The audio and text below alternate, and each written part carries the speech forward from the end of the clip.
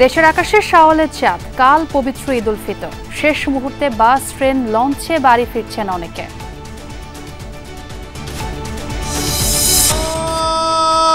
আল্লাহু আকবার, আল্লাহু আকবার। মধ্যপ্রাচ্য সহ বিভিন্ন দেশে মহা আড়ম্বরে ঈদ উদযাপন। ধ্বংসস্তূপের মাঝেই বিশেষ দিন কাটল গাজাবাসীর।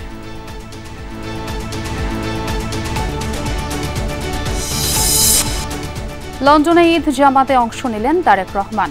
এপ্রিলেই ফিরছেন খালেদা জিয়া, জানালেন বিএনপি মহাসচিব মির্জা ফখরুল।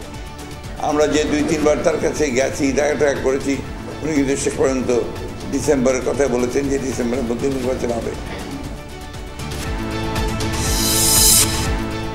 ভূমিকম্পে ক্ষতিগ্রস্ত মিয়ানমারে জরুরি ত্রাণ সহায়তা পাঠালো বাংলাদেশ। ভৌগোলিক অবস্থানের কারণে ভয়াবহ ঝুঁকির মধ্যে দেশ। চট্টগ্রামে প্রাইভেট কারে অস্ত্রধারীর এলোপাতাড়ি গুলিতে নিহত ২ জন। পূর্ব শত্রুতার জেরে হামলা, বলছেন আহতরা।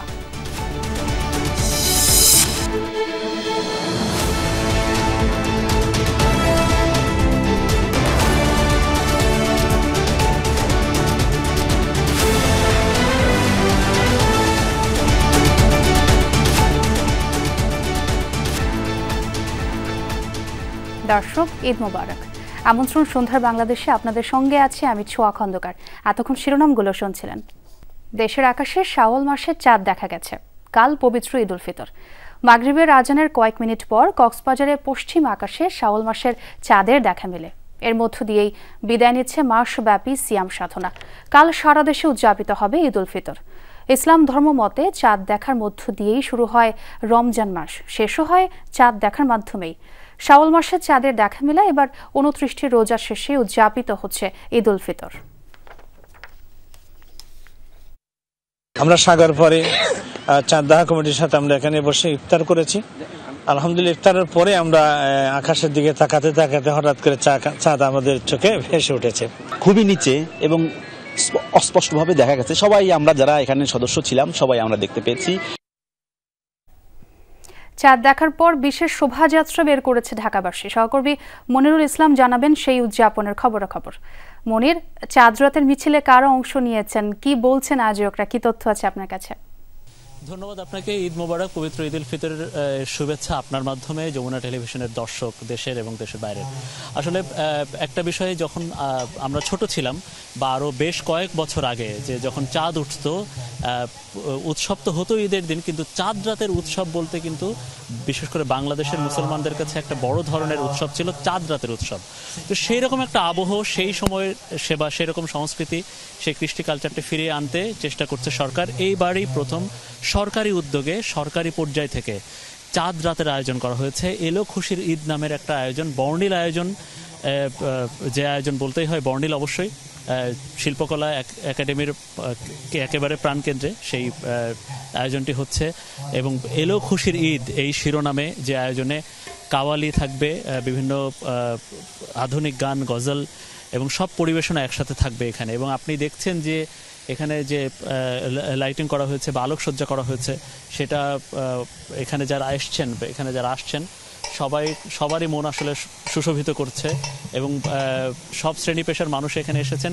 সংস্কৃতি বিষয়ক মন্ত্রণালয়ের উপদেষ্টা মোস্তফা সরোয়ার ফারুকী বেশ কয়েকদিন ধরে সামাজিক যোগাযোগ মাধ্যমে এবং সরকারি পর্যায় থেকেও প্রধান উপদেষ্টা কার্যালয় থেকে এই বিষয়টির প্রচারণা চালানো হচ্ছিল যে এই আয়োজনে এলো খুশির ঈদ, এই আয়োজনে শুধু যে মুসলিমরা নয়, সব ধর্ম, সব বর্ণের মানুষরা এখানে আমন্ত্রিত। শুধু ঢাকা বা ঢাকার বাইরের সবাই, সারা দেশের মানুষ এখানে আমন্ত্রিত। এবং এই যে আয়োজন, এখানে কাওয়ালির প্রস্তুতি চলছে, কিছুক্ষণ পরে আধুনিক গান হবে, বিভিন্ন ধরনের যন্ত্রসঙ্গীতের আয়োজন থাকবে। এখানে আছে মেহেদি উৎসব এবং চাঁদ রাতের বিশেষ করে নারীদের মাঝে এই যে মেহেদি দেয়ার, হাতে মেহেদি দেওয়ার যে একটা উৎসব থাকে, সেই উৎসবটিও এখানে আছে। এবং এই যে সরকারি পর্যায়ের এই আয়োজন, সেই আয়োজনে উৎসাহিত হয়ে বিভিন্ন পাড়া মহল্লায় যে চাঁদ রাতের যে মিছিল, চাঁদ রাতের যে একটা শোভাযাত্রা, সেগুলোর আয়োজন হচ্ছে। বিভিন্ন সামাজিক সাংস্কৃতিক সংগঠন বিভিন্ন জায়গায় আমরা খবর পাচ্ছি তারা বের করেছে। শিল্পকলা একাডেমির সামনে এরকম একটা শোভাযাত্রা বা মিছিল বের হওয়ার কথা চাঁদ রাতের, সেটা কিছুক্ষণ পরে হয়তো শুরু হবে, এখনও শুরু হয়নি, কিছুক্ষণ পরে হয়তো শুরু হবে। অর্থাৎ এই সরকারি পর্যায়ের এমন একটা আয়োজনে আসলে উৎসাহিত হয়ে বেসরকারি পর্যায়ে এমনকি বিভিন্ন পাড়া মহল্লায়, পুরান ঢাকায় তো বিশেষ করে বলতেই হয়, সেখানে এই ধরনের নানা আয়োজন। এবং আধুনিক ঢাকা বলতে গেলে ঢাকা উত্তর সিটি কর্পোরেশনের এই পাশটাতেও আমরা খবর পাচ্ছি সব জায়গায় মোটামুটি শোভাযাত্রা হচ্ছে, বিভিন্ন বড় বড় স্থাপনা, সরকারি বেসরকারি বড় বড় স্থাপনা, সেগুলো আলোকসজ্জায় শোভিত করা হয়েছে। এই যে চাঁদ রাতের যে আয়োজন সরকারের পক্ষ থেকে শিল্পকলা একাডেমি এবং সংস্কৃতি বিষয়ক মন্ত্রণালয়ের যৌথ উদ্যোগে দেখতে পাচ্ছি অনেক সুন্দর আয়োজন হয়েছে। আপনাকে ঈদ মোবারক। চাঁদ দেখা কমিটি বৈঠকের খবরাখবর জানানোর জন্য আমার আরেক সহকর্মী অপেক্ষা করছেন, তার সঙ্গে যুক্ত হতে চাই। সেখানে ইসলামিক ফাউন্ডেশনের সেখানে ব্রিফিং চলছে, আমরা সরাসরি যুক্ত হতে চাই সেখানে। এমত অবস্থায় আগামী 17 চৈত্র 1431 বঙ্গাব্দ 31 মার্চ খ্রিস্টাব্দ সোমবার থেকে 1446 হিজরি সালের পবিত্র শাওয়াল মাস গণনা শুরু হবে। তৎপ্রেক্ষিতে আগামী 1 শাওয়াল 1446 হিজরি 17 চৈত্র 1431 বঙ্গাব্দ 31 মার্চ 2025 খ্রিস্টাব্দ সোমবার সারা দেশে পবিত্র ঈদ উল ফিতর উদযাপিত হবে ইনশাআল্লাহ। পবিত্র ঈদ উল ফিতর উপলক্ষে আমি দেশবাসীকে জানাই ঈদের শুভেচ্ছা, ঈদ মোবারক। মহান আল্লাহ রব্বুল আলামিন আমাদের সকল নেক আমল কবুল করুন, আমিন। আপনাদের সবাইকে আন্তরিক ধন্যবাদ জানাচ্ছি। 64টি জেলার মধ্যে আমি এখানে আসার পূর্ব মুহূর্ত পর্যন্ত 14টি জেলায় শাওয়াল মাসের চাঁদ দেখা গেছে এবং আমি নিজে এবং আমার সচিব মহোদয় কক্সবাজার জেলা প্রশাসনের সাথে কথা বলেছি, তিনি নিজ চোখে লাবণী পয়েন্ট থেকে চাঁদ দেখেছেন। এরপরে সিরাজগঞ্জ, রাজশাহী, রংপুর, নীলফামারী জেলা প্রশাসকদের সাথে আমরা সরাসরি কথা বলেছি। ইসলামিক ফাউন্ডেশনের আমাদের যারা দায়িত্বশীল আছে, বিভিন্ন জায়গায় যারা বড় বড় আলেমরা আছেন, আমরা ওনাদের সাথে যোগাযোগ করে নিশ্চিত হয়েছি যে শাওয়াল মাসের চাঁদ দেখা গেছে এবং আগামীকাল ঈদ উল ফিতর উদযাপিত হবে। তো দেশবাসীকে শুভেচ্ছা জানাই, আপনাদের আন্তরিক অভিনন্দন জানিয়ে শেষ করছি। আসসালামু আলাইকুম ওয়া রাহমাতুল্লাহ। চাঁদ দেখা কমিটি ব্রিফিংয়ে যুক্ত হয়েছিলাম সরাসরি। দেশবাসীকে পবিত্র ঈদ উল ফিতরের শুভেচ্ছা জানিয়েছেন অন্তর্বর্তী সরকারের প্রধান উপদেষ্টা ডক্টর মোহাম্মদ ইউনূস। দেশের মানুষ পরিবার পরিজন নিয়ে আনন্দ উচ্ছ্বাসে ঈদ উদযাপন করবে এমন প্রত্যাশা জানান প্রধান উপদেষ্টা। ঈদের জামাতে সবাই দলমত নির্বিশেষে সবাই যেন পরাজিত শক্তির সকল প্ররোচনা সত্ত্বেও সুদৃঢ়ভাবে ঐক্যবদ্ধ থাকেন, সে আহ্বান জানান তিনি। পবিত্র ঈদ উল ফিতরের সকলকে জানাই ঈদ মোবারক। ঈদে পরিবার পরিজন নিয়ে নির্বিঘ্নে ও আনন্দ সহকারে নিজ নিজ বাড়ি যাবেন, আত্মীয় স্বজনের কবর জিয়ারত করবেন, গরিব পরিবারের খোঁজ খবর নেবেন, তাদের ভবিষ্যৎ ভালো করার জন্য চিন্তা ভাবনা করবেন, আপনার সন্তানদের সঙ্গে তাদের পরিচয় করিয়ে দেবেন, এই কামনা করছি। ঈদের জামাতে দলমত নির্বিশেষে সবাই যেন পরাজিত শক্তির সকল প্ররোচনা সত্ত্বেও সুদৃঢ়ভাবে ঐক্যবদ্ধ থাকেন, সেজন্য আল্লাহর কাছে মোনাজাত করবেন, এই আহ্বান জানাচ্ছি।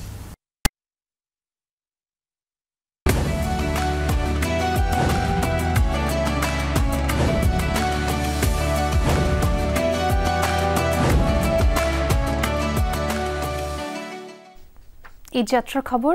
সকাল থেকে সদরঘাটে ছিল লঞ্চ যাত্রীদের উপচে পড়া ভিড়। দীর্ঘ যাত্রায় বাসের চেয়ে লঞ্চে স্বাচ্ছন্দ্যে বাড়ি ফেরার কথা জানান তারা। ডেক থেকে কেবিন এমনকি ফাঁকা নেই লঞ্চের ছাদও। যাত্রী পরিপূর্ণ থাকায় সন্তুষ্ট লঞ্চ মালিক ও কর্মচারীরা। তবে যাত্রীদের অভিযোগ, রাত থেকে অনেক লঞ্চ সময় মতো ছেড়ে যায়নি, তাই কিছুটা ভোগান্তি পোহাতে হচ্ছে তাদের। এ সময় বাড়তি ভাড়া আদায়ের অভিযোগও করেন কিছু যাত্রী। ঈদ এলেই এ যেন চেনা ছবি। সদরঘাট লঞ্চ টার্মিনাল ঘরমুখ মানুষের ভিড়ে ঠাসা। প্রিয়জনদের সাথে ছুটি কাটাতে বাড়ির পথ ধরেছে হাজারো যাত্রী। শেকরের টানে যেতে হবে বাড়ি। ভিড় আর ভোগান্তি সেখানে তুচ্ছ। বাস নয়, লঞ্চের যাত্রায় উপভোগ্য দক্ষিণাঞ্চলবাসীর কাছে। লঞ্চে একটু মজা আলাদা আর কি। আমাদের সড়ক পথও আছে, গাড়িও আছে, লঞ্চও আছে, আমরা যেখানে মানে আনন্দ ভোগ করি। আমাদের পথ অনেক দূরের, উপর দিয়ে যাইতে আমাদের অনেক লং জাম, এই জন্য আমরা নদীর পথে যাই। আমাদের খুব ভালো লাগে নদীর পথে যাইতে। কেবিন থেকে ডেক সবখানেই যাত্রীদের উপচে পড়া ভিড়। যাত্রী পূর্ণ হলেও দক্ষিণাঞ্চলমুখী প্রতিটি লঞ্চই ছেড়েছে কিছুটা দেরিতে। এতে লঞ্চ স্টাফদের সাথে বাগবিতণ্ডায় জড়ান যাত্রীরা। ধারণ ক্ষমতার অতিরিক্ত যাত্রী বহন ও বাড়তি ভাড়া নেওয়ার অভিযোগও করেন কেউ কেউ। যেই বিছনা আমরা নিজেরা 300 টাকায় যাই, ওই বিছনা এখন 2000 টাকা। 2 টিকিট দেয় 2000 টাকা শুধু বিছনায়। লঞ্চে মানুষে হয়রানি করতেছে। 3টা টিকিট দিবে, এর বেশি দিবে না। কিন্তু এটা কি ওনাদের? এটা তো জনগণের লঞ্চ। অভিযোগ আমাদের কাছে আসে না ইনশাআল্লাহ, আর আসবেও না আশা করি। আমরা কোনো বাড়তি বা কোনো জুলুম বা কোনো অতিরিক্ত কোনো আমরা ভাড়া দিই না। ঘরমুখো মানুষের এই ভিড় ছাড়িয়ে যায় লঞ্চ টার্মিনাল থেকে গুলিস্তান পর্যন্ত। তীব্র যানজট আশপাশের সড়কে। আপনার জগন্নাথ বিশ্ববিদ্যালয়ের সামনে থেকে আপনার সদরঘাট পর্যন্ত রাস্তাটা অনেকটাই আমরা হকার মুক্ত করেছি। এইটুক পর্যন্ত আমাদের মোটামুটি পুলিশকে দিয়ে আমরা করিয়েছি, আমরাও করেছি। যাত্রীদের নিরাপদে ঘরে পৌঁছে দিতে তৎপর রয়েছে আইন শৃঙ্খলা বাহিনী। সাদা পোশাকের পাশাপাশি কাজ করছে পুলিশ, আনসার সহ নৌ পুলিশ সদস্যরা। পদ্মা সেতুর কারণে লঞ্চ যাত্রায় কিছুটা প্রভাব পড়লেও ঈদের দীর্ঘ যাত্রায় লঞ্চ ভ্রমণকে আরামদায়ক মনে করছেন যাত্রী সাধারণ। পরিবারের সাথে ঈদের আনন্দ ঘন মুহূর্ত ভাগাভাগি করে নিতে তাই শেষ দিনেও ঢাকা ছেড়েছেন ঘরমুখো মানুষেরা। রেদওয়ান আহমেদ, যমুনা নিউজ, ঢাকা। সদরঘাট লঞ্চ টার্মিনালের এখনকার চিত্রটা দেখে আসতে চাই। সহকর্মী রাজীব আহমেদ আছেন সেখানে। রাজীব, আমরা তো দেখছিলাম সকাল থেকেই যাত্রীদের উপচে পড়া ভিড় ছিল লঞ্চ টার্মিনালে। এখনকার চিত্রটা কেমন দেখছেন? ভিড় কি কম নাকি বেশি, কি দেখছেন? শেষ সময় থেকে আপনার বিকালের পর থেকে লঞ্চ ঘাটে প্রচণ্ড ভিড় বেড়েছে এবং কাল ঈদ হয়, আজকে ঘরমুখী মানুষ প্রচণ্ড পরিমাণে ভিড় দেখা যাচ্ছে লঞ্চগুলোতে। এবং আমরা বিকাল থেকে দেখেছি যে প্রত্যেকটি লঞ্চ একদম ফুলফিল কানায় কানায় পরিপূর্ণ হয়ে ছেড়ে গেছে এবং এখনও সদরঘাটে মানুষের পর্যাপ্ত পরিমাণ ভিড় আছে এবং তারা ঈদ করার জন্য, দেশের বাড়িতে যাওয়ার জন্য তারা লঞ্চগুলোতে আসছেন এবং পর্যাপ্ত পরিমাণে যাত্রী নিয়ে লঞ্চগুলো ছেড়ে যাচ্ছেন। এবং এখানে আমরা যে সকাল থেকে 75টা লঞ্চ ছেড়ে গেছে ঢাকা থেকে, এখন রাত 10টা পর্যন্ত এই লঞ্চ ছেড়ে যাবে। এবং আমাদেরকে বিডব্লিউটি থেকে জানিয়েছেন যে তারা নির্বিঘ্নে যেন যাত্রীরা স্বস্তিতে বাড়ি ফিরে যেতে পারে এবং ঈদ উদযাপন করতে পারে, সেই জন্য তারা সব ধরনের প্রস্তুতি তারা গ্রহণ করেছেন এবং এই ক্ষেত্রে আইন শৃঙ্খলা বাহিনী সহ সমন্বয়ে তারা কাজ করছেন। এবং আমাদেরকে আরেকটি আমরা তথ্য যাত্রীরা বলেছেন যে অন্য বছরের তুলনায় তারা এবার একটু পদ্মা সেতু হওয়ার পর যে যাত্রী একদম ছিল না বললেই চলে, কিন্তু এবার আগের চেয়ে একটু ভিড় বাড়ছে এবং মানুষ নির্বিঘ্নে বাড়িতে যাওয়ার জন্য যেই প্রচেষ্টা অবস্থান সেটা মানুষ যেতে পারছে এবং তারা ঈদ উদযাপন ভালোভাবে করতে পারবে বলে তারা আশা প্রকাশ করছেন। ধন্যবাদ রাজীব। আমরা দেখছিলাম যাত্রী চাপ খানিকটা বেশি। আমরা একটু ট্রেন যাত্রার খবর জানবো সহকর্মী শাকিল হাসানের কাছ থেকে। তিনি আছেন বিমানবন্দর রেল স্টেশনে। শাকিল, রাত ফুরালেই ঈদ, ঘরে ফেরা মানুষের চাপ এখন কেমন দেখছেন? একটি ট্রেন এসে দাঁড়িয়েছে এবং এই বিমানবন্দর স্টেশন থেকেই রাজধানীর বাকি যে অংশটি অর্থাৎ উত্তরা, খিলগাঁও, খিলক্ষেত এবং নিকুঞ্জ এলাকার যারা অধিবাসী রয়েছেন তারা কিন্তু এই স্টেশনটি ব্যবহার করেন এবং এই স্টেশনটি ব্যবহার করেই তারা আসলে বেশিরভাগ যাত্রীরা বিভিন্ন গন্তব্যে তারা যান।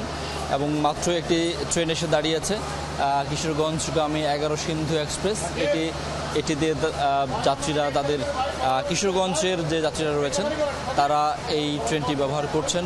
গত কয়েকদিন ধরে আমরা দেখছিলাম যে বিভিন্ন গন্তব্যে যে ট্রেনগুলো যাচ্ছে সেগুলো নির্দিষ্ট টাইমেই স্টেশন থেকে ছেড়েছে এবং এই ট্রেনগুলোতে যাত্রীরা যাচ্ছেন। যেহেতু আগামীকাল ঈদ, আজকে শেষ এই কিশোরগঞ্জগামী ট্রেনটি ঈদের আগে এবং এই ট্রেনটি দিয়ে কিশোরগঞ্জে যারা যাচ্ছেন তারা কিন্তু এই ট্রেনটি তারা ভ্রমণ করছেন এবং এই ট্রেনটিতে যথেষ্ট ভিড় আমরা দেখতে পাচ্ছি। যেহেতু চাঁদ রাতের ঈদ, এই ট্রেনটিতেই তারা শেষবারের মতোই তারা যাচ্ছেন যারা কিশোরগঞ্জ যেতে চান। এই কারণেই এই ট্রেনটিতে যথেষ্ট ভিড় দেখা যাচ্ছে।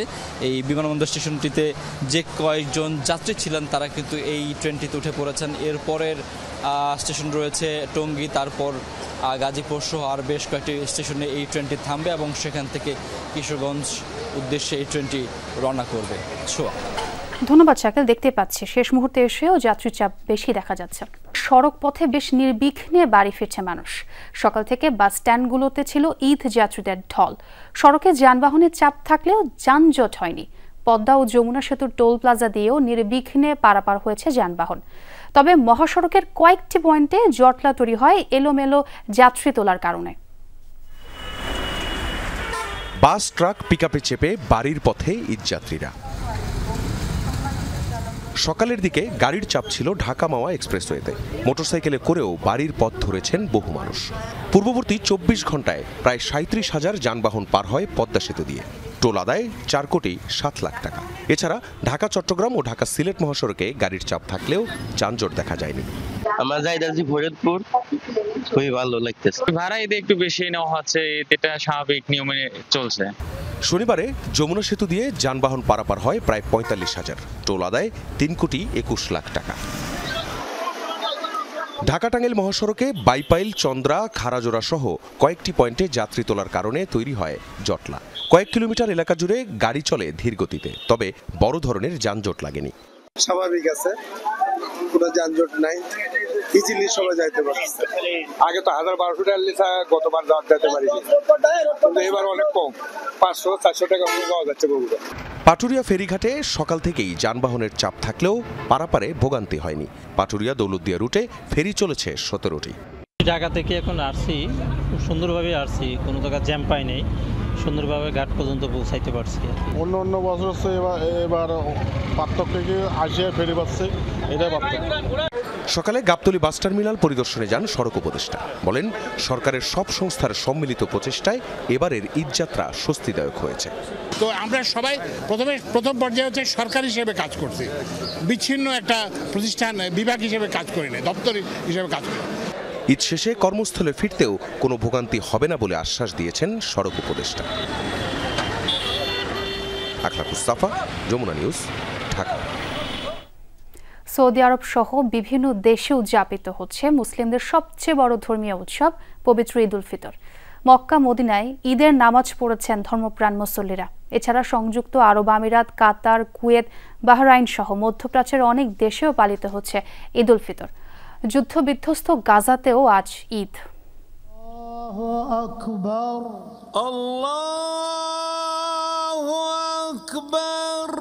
ভৌগোলিক কারণে সৌদি আরব সহ মধ্যপ্রাচ্যের বিভিন্ন দেশে পবিত্র শাওয়াল মাসের চাঁদ দেখা গেছে শনিবার। সেই হিসাবে আজ দেশগুলোতে পালিত হচ্ছে মুসলিমদের সবচেয়ে বড় উৎসব পবিত্র ঈদ উল ফিতর।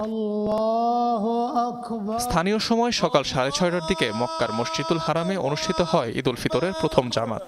লাখো মুসল্লির অংশগ্রহণে এতে ইমামতি করেন শায়খ আব্দুর রহমান আস-সুদাইস।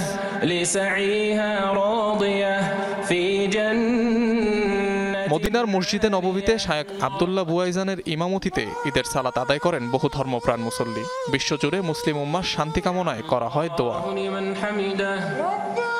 সংযুক্ত আরব আমিরাত, কুয়েত, বাহরাইন, লেবানন সহ মধ্যপ্রাচ্যের অন্যান্য দেশগুলোতে যথাযথ ধর্মীয় ভাবগাম্ভীর্যের মধ্য দিয়ে উদযাপিত হচ্ছে ঈদ উল ফিতর। কাতারের বিশ্বকাপ স্টেডিয়ামে ঈদের সালাতে অংশ নেন হাজারো মুসলিম। কাতারের ঈদ উৎসব সত্যি খুব চমৎকার। সারা বিশ্বের মুসলিমরা যেন এমন আমেজে ঈদ উদযাপন করতে পারে সেজন্য দোয়া করি, বিশেষ করে ফিলিস্তিন, সিরিয়া, সুদান এবং ভারতের মুসলিম ভাইয়েরা। গাজার ভাইদের জন্য দোয়া করেছি, সেখানে যাতে গুলি বন্ধ হয় তার জন্য প্রার্থনা করেছি। ফিলিস্তিন আর গাজায় যেন স্থিতিশীল পরিবেশ ফিরে আসে, এটাই আমাদের চাওয়া। স্থানীয়দের পাশাপাশি ঈদের আনন্দ ভাগাভাগি করে নিচ্ছেন প্রবাসী বাংলাদেশিরাও। পরিবার থেকে হাজার মাইল দূরে থেকেও যেন অমলিন ঈদ উদযাপন তাদের। মা বাপ ছাড়া ঈদ খুব কষ্টদায়ক, তবুও কি করবো, আর প্রবাসী জীবন তো, তাহলে ঈদটা কোনো রকম কাটাতে হয়। ঈদের জামাত ঈদগাহ মাঠে অনুষ্ঠিত হওয়াতে আমরা বাহরাইনে যারা প্রবাসী আছি সবাই অনেক আনন্দিত। যুদ্ধবিধ্বস্ত গাজাতেও আজ উদযাপিত হচ্ছে পবিত্র ঈদ উল ফিতর। ইসরায়েলের কঠোর বিধিনিষেধের মধ্যেই পবিত্র নগরী জেরুজালেমের আল আকসা মসজিদে নামাজ আদায় করেন লাখো ফিলিস্তিনি। এদিকে যুক্তরাষ্ট্র, কানাডা সহ ইউরোপের বিভিন্ন দেশে পালিত হচ্ছে ঈদ উল ফিতর। তবে ওমান, ইন্দোনেশিয়া, মালয়েশিয়া, অস্ট্রেলিয়া ও ব্রুনেইতে ঈদ উদযাপিত হবে সোমবার। চাঁদ দেখা সাপেক্ষে বাংলাদেশ, ভারত, পাকিস্তানের মানুষও একই দিন উদযাপন করবে ঈদ। অনিক রহমান, যমুনা নিউজ। লন্ডনে ঈদ উল ফিতরের নামাজ আদায় করেছেন বিএনপি ভারপ্রাপ্ত চেয়ারম্যান তারেক রহমান। স্থানীয় সময় সকাল 9টার দিকে কিংস্টন এলাকার কিংস মেডাউ স্টেডিয়ামে ঈদের জামাতে অংশ নেন তিনি। এ সময় তারেক রহমানের সাথে ছিলেন খালেদা জিয়ার ব্যক্তিগত চিকিৎসক ডাক্তার AJM জাহিদ হোসেন। যুক্তরাজ্য বিএনপির নেতাকর্মীরা সেখানে আগে থেকেই ঈদের জামাতে উপস্থিত ছিলেন। এ সময় তারা স্বাগত জানান বিএনপির ভারপ্রাপ্ত চেয়ারম্যানকে। ঈদের নামাজের পর তারেক রহমান কুশল বিনিময় ও কোলাকুলি করেন লন্ডনের বিভিন্ন কমিউনিটি ব্যক্তিবর্গ ও বিএনপি নেতাদের সাথে। আজকে আমরা এই ঈদের ফিতরের নামাজ ঐতিহ্যবাহী কিংস্টন স্টেডিয়ামে আগামী দিনের রাষ্ট্রনায়ক বিএনপির ভারপ্রাপ্ত চেয়ারম্যান তারেক রহমানের সাথে আমরা একত্রে এবং স্টেডিয়ামটা ফুল হয়েছিল নামাজ পড়েছি। আগামী মাসে দেশে ফিরছেন বিএনপির চেয়ারপারসন খালেদা জিয়া। এমনটা জানিয়ে দলের মহাসচিব মির্জা ফখরুল ইসলাম আলমগীর বলেছেন, শেখ হাসিনাকে ভারতবর্ষে রেখে নির্বাচন পেছালে দেশের সংকট আরও গভীর হবে। সচেতনভাবে নির্বাচন পেছানোর চেষ্টা চলছে। কয়েক উপদেষ্টা নিরপেক্ষতা নিয়ে প্রশ্ন উঠছে উল্লেখ করে মির্জা ফখরুল বলেন, একটি মহল বিএনপিকে হেয় প্রতিপন্ন করার চেষ্টা করছে। প্রধান উপদেষ্টার বক্তব্যে হতাশা প্রকাশ করে বিএনপি মহাসচিব বলেন, রাজনৈতিক অনভিজ্ঞতার কারণে নির্বাচনের সুনির্দিষ্ট রোড ম্যাপ দিচ্ছে না সরকার। গুলশানে বিএনপি চেয়ারপারসনের কার্যালয়ে দুপুরে সমসাময়িক নানা বিষয়ে সাংবাদিকদের প্রশ্নের জবাব দেন বিএনপি মহাসচিব মির্জা ফখরুল ইসলাম আলমগীর। প্রধান উপদেষ্টার চীন সফরকে ইতিবাচক বলে মন্তব্য করেন তিনি। চীন, ভারত এবং মার্কিন যুক্তরাষ্ট্র তাদের তো পশ্চিমা বিশ্বের কি তাদের তো বাংলাদেশে একটা আলাদা আগ্রহ আছে। বাংলাদেশের সবচেয়ে ভালো কাজ হবে এটাকে নিজের স্বার্থে কাজে লাগানো। বিএনপি মহাসচিব বলেন, কিছু কিছু মহল নির্বাচন পেছাতে চায়। ডিসেম্বর থেকে আগামী বছরের জুনে নির্বাচন। প্রধান উপদেষ্টার এমন বক্তব্যে হতাশা প্রকাশ করেন তিনি। আমার যে গণতন্ত্রের শত্রু তাকে ভারতবর্ষে বসিয়ে রেখে আমি আপনার নির্বাচনটাকে পেছাবো, এটা আরও বেশি সংকট তৈরি করবে বলে আমার মনে হয়। যে নির্বাচনটা যে আমরা চাচ্ছি এটা নট বিকজ অফ যে আমরা ক্ষমতা যাওয়ার জন্য চাচ্ছি। আমরা মনে করি যে নির্বাচন হলেই জনগণের সমর্থন পাবে, সেই সরকারটার শক্তি আর একটা আনইলেক্টেড সরকারের শক্তির মধ্যে অনেক পার্থক্য আছে। নতুন দল প্রতিষ্ঠায় সরকারি সুযোগ সুবিধা দেওয়া হচ্ছে বলেও সন্দেহ প্রকাশ করেন বিএনপির এই নীতি নির্ধারক। সরকারের টাকা আপনার বিভিন্ন খাতে সেই সমস্ত উপদেষ্টা যারা আপনার জড়িত তারা ব্যয় করছেন, দলের সঙ্গে যারা জড়িত আর কি, এটা কখনোই নিরপেক্ষতা বহাল করতে পারে না। দলকে প্রতিষ্ঠা করার জন্য সরকারি সুযোগ সুবিধা ব্যবহার করা। প্রফেসর ইউনূস সাহেব যদি মনে করেন যে কারোর জন্য নিউট্রালিটি ব্যাহত হচ্ছে, তাকে তার ক্যাবিনেট থেকে বের করে দেওয়া উচিত। বিএনপির জনপ্রিয়তা নষ্ট করার চেষ্টা চলছে বলেও দাবি করেন মহাসচিব। জানান, সামাজিক মাধ্যমের কোনো জবাবদিহিতা নেই। বরাবরই বাংলাদেশপন্থী উল্লেখ করে মির্জা ফখরুল বলেন, বিএনপিকে ভারতপন্থী হিসেবে চিহ্নিত করার চেষ্টা চলছে। 5 তারিখের আগে পর্যন্ত বিএনপি ভালো দল ছিল, লড়াই করেছে, তাই না? 5 তারিখের পরে বিএনপি খারাপ দল হয়ে গেছে। 15টা বছর লড়াই করেছি। বিএনপির জনপ্রিয়তাকে যদি কমিয়ে ফেলা যায় তাহলে যারা আপনার একদিকে বিএনপির বিরুদ্ধে অথবা দেশের বিরুদ্ধে অথবা গণতন্ত্রের বিরুদ্ধে তারা ফায়দা লুটতে সহজ হয় তাদের পক্ষে। আওয়ামী লীগ নিষিদ্ধের ভার জনগণের উপর ছেড়ে দিয়ে গণহত্যার বিচার দ্রুত করার দাবি জানান মির্জা ফখরুল। 5 আগস্টের ভূমিকায় সেনাবাহিনী আরও একবার নিজেদের দেশপ্রেমিক হিসেবে প্রমাণ করেছে বলেও মনে করেন বিএনপির এই নেতা। আমরা যখন ছিলাম সব ভালো করেছি তা তো বলছি না, ভুল হয়েছে, ত্রুটি হয়েছে। আমরা তো নতুন প্রস্তাব নিয়ে এসেছি, নিউ প্রপোজাল নিয়ে এসেছি, সেই প্রপোজালগুলো দিয়ে বিচার করুন। সাইফুদ্দিন রবিন, যমুনা নিউজ, ঢাকা। কেমন থাকবে ঈদের দিনের আবহাওয়া? আবহাওয়া অফিস জানিয়েছে, অস্থায়ীভাবে আংশিক মেঘলা আকাশ সহ সারা দেশের আবহাওয়া শুষ্ক থাকতে পারে। প্রবাহমান মৃদু তাপপ্রবাহ অব্যাহত থাকবে সারা দেশে। মৌলভীবাজার, রাঙ্গামাটি, বরিশাল ও পটুয়াখালী জেলা সহ ঢাকার রাজশাহী ও খুলনা বিভাগের ওপর দিয়ে মৃদু থেকে মাঝারি ধরনের তাপপ্রবাহ বয়ে যাচ্ছে। আবহাওয়ার পূর্বাভাসে বলা হয়েছে, দিনের তাপমাত্রা সামান্য হ্রাস পেতে পারে এবং রাতের তাপমাত্রা সামান্য বৃদ্ধি পেতে পারে। আজ দেশের সর্বোচ্চ তাপমাত্রা রেকর্ড হয়েছে যশোরে 39 ডিগ্রি সেলসিয়াস, ঢাকায় 37.8 ডিগ্রি সেলসিয়াস।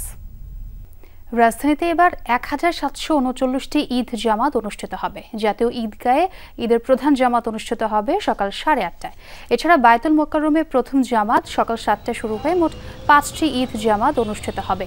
রাষ্ট্রপতি মোহাম্মদ শাহাবুদ্দিন, প্রধান উপদেষ্টা ডক্টর মোহাম্মদ ইউনুস, উপদেষ্টা পরিষদের সদস্য ও বিশিষ্ট ব্যক্তিরা জাতীয় ঈদগাহে প্রধান জামাতে নামাজ আদায় করবেন। সারা দেশে চলছে ঈদ জামাতের প্রস্তুতি। দিনাজপুরে প্রস্তুত গড়ের শহীদ ঈদগাহ ময়দান। মুসল্লিদের জমায়েতকে কেন্দ্র করে নিরাপত্তা চৌকি, কাতার চিহ্নিতকরণ সহ সার্বিক প্রস্তুতি শেষ করছেন আয়োজকরা। পুলিশ প্রশাসনের উদ্যোগে মাঠে ওয়াচ টাওয়ার নির্মাণ করা হয়েছে। এছাড়া নিরাপত্তায় র্যাব, আনসার, স্বেচ্ছাসেবী সহ সাদা পোশাকের পুলিশ। দেশের অন্যতম বৃহৎ ঈদ জামাত হবে কিশোরগঞ্জের ঐতিহাসিক শোলাকিয়া ময়দানে। ঈদ উল ফিতরের 198তম জামাতের জন্য প্রস্তুত এই ঈদগাহ। মুসল্লিদের নিরাপত্তায় 4 স্তরে কাজ করবে আইন শৃঙ্খলা রক্ষাকারী বাহিনী। মুসল্লিদের যাতায়াতের সুবিধার্থে ময়মনসিংহ ও ভৈরব থেকে চলাচল করবে 2টি বিশেষ ট্রেন। শোলাকিয়ায় সকাল 10টায় অনুষ্ঠিত হবে ঈদের জামাত। ঈদের কেনাকাটার সরগরম দক্ষিণ এশিয়ার বৃহত্তম যমুনা ফিউচার পার্ক। সেখানে আছেন সহকর্মী আশিক মাহমুদ।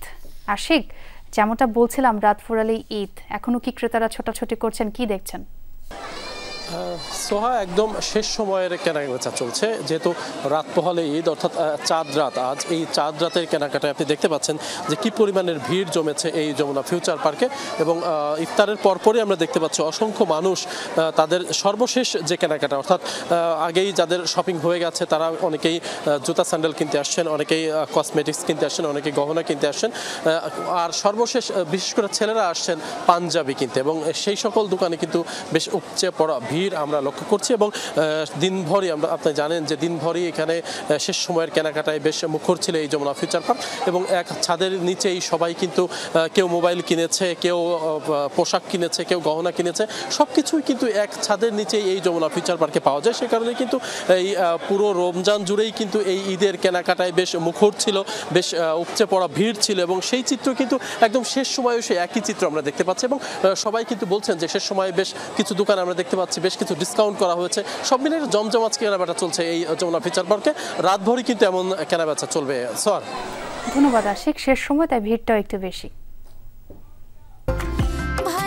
আরএফএল ওয়াট্রো যত্নে রাখতে চান, ইনসেক্ট রিপেলেন্ট মাস্টার ব্যাচ যুক্ত আরএফএল ওয়াট্রো কাপড় যত্নে রাখার নাম্বার 1 সলিউশন।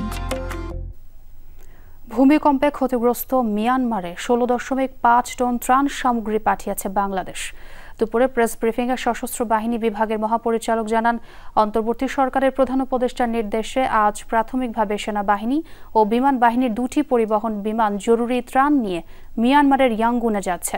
16.5 টন ত্রাণের মধ্যে রয়েছে শুকনো খাবার, বিশুদ্ধ পানি, খাবার, স্যালাইন, তাঁবু, মশারি, সোলার লাইট সহ জরুরি সহায়তা।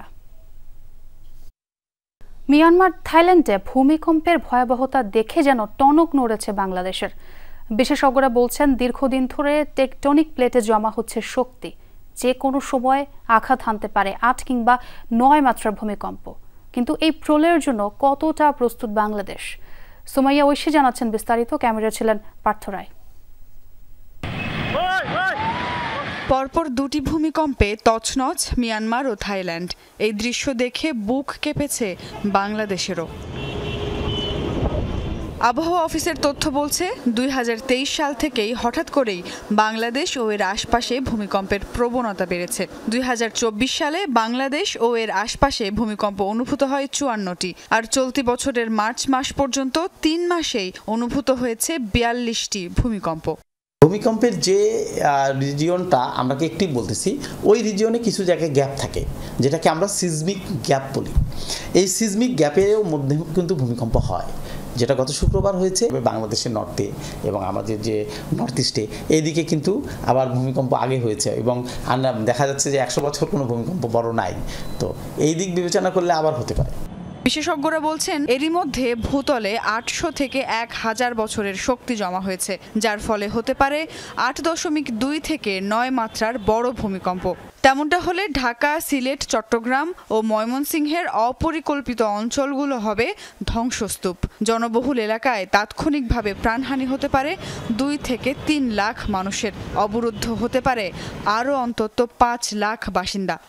এখানে ক্রমান্বয়ে শক্তি সবসময় বৃদ্ধি পাচ্ছে এবং গত 800 থেকে 1000 বছর ধরে এই প্লেটটা লকড হয়ে আছে। এই যে শক্তিটা সঞ্চিত হয়েছে সেটা আজ হোক কাল হোক এই শক্তি বের হতেই হবে।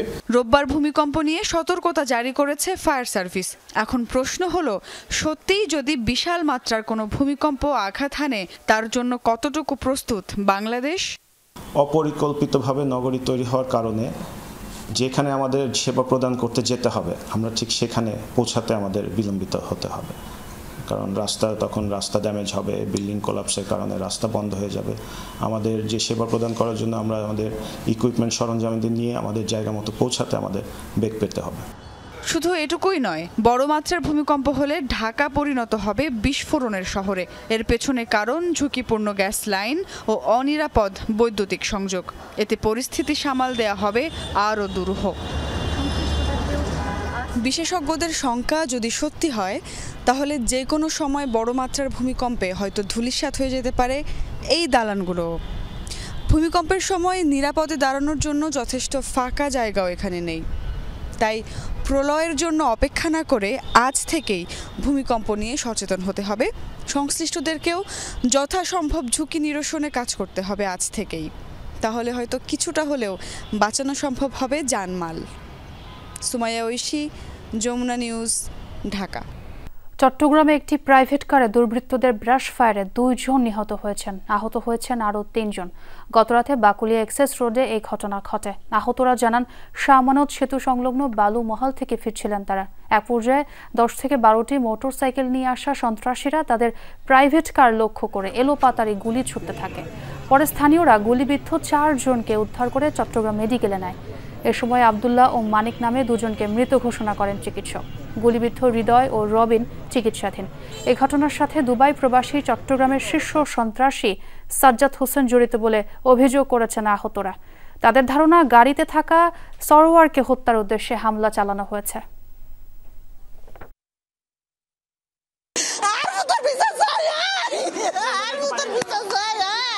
আমরা তো গুলা নিয়ে গেছে কিনা, আমরা কি হয়েছে আমরা এখনো কিছু জানি না, জানলে বলবো আর কি। ফুল প্রিপারেশন নিয়ে আসছে, বাট ওরা প্রায় 100-200 রাউন্ডের উপর গুলি করছে আমাদের গাড়ির উপরে।